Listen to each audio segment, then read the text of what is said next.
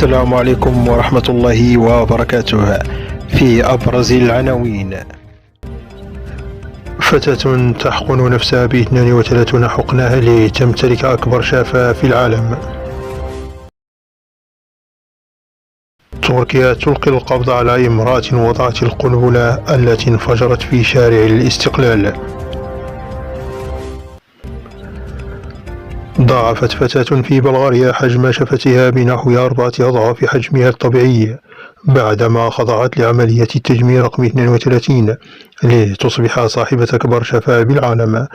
وأنفقت الفتاة حتى الآن حوالي 8000 جنيه إسرائيلية في العيادات التجميل لحقن وتضخيم شفتها، لافتة إلى أنه في حين أن لديها على الأرجح واحدة من أكبر الشفاه في العالم، إلا أنها ستستمر في حقنها حتى تشعر بالرضا عن شفتها.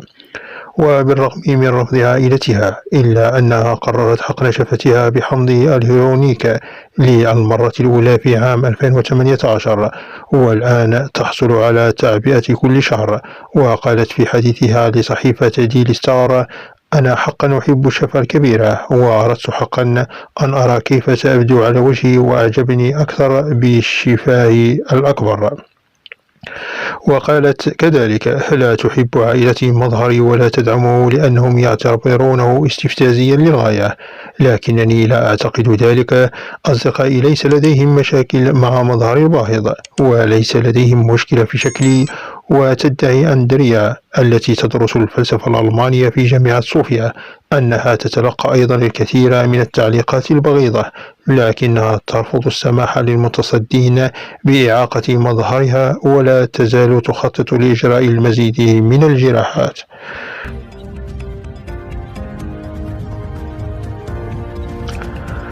قال وزير الداخلية التركي اليوم الاثنين إن سلطات الأمن ألقت القبض على من وضع قنبلة التي تسببت بتفجير في الشارع الاستقلال بمدينة اسطنبول أمس الأحد، واستهدف انفجار قلب اسطنبول المدينة الرئيسية لتركيا، مما أسفر عن مقتل 6 على الأقل وإصابة 81 آخرين، بينهم 2 في حالة حرجة في شارع الاستقلال التجاري المزدحم.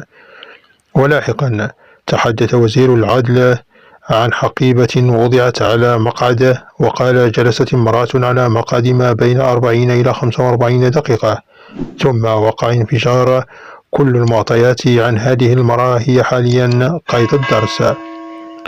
وشارع الاستقلال واقع في الحي التاريخي لمنطقة بيبولو على أحد أشهر الشوارع في اسطنبول، ويمتد على مسافة 1.4 كيلومتر، وهو مخصص بالكامل للمارة. يمر في وسط قطار ترام قديمة، وتصطف على جانبه متاجر ومطاعم، ويرتاد نحو 3 ملايين شخص في اليوم خلال عطلة نهاية الأسبوع.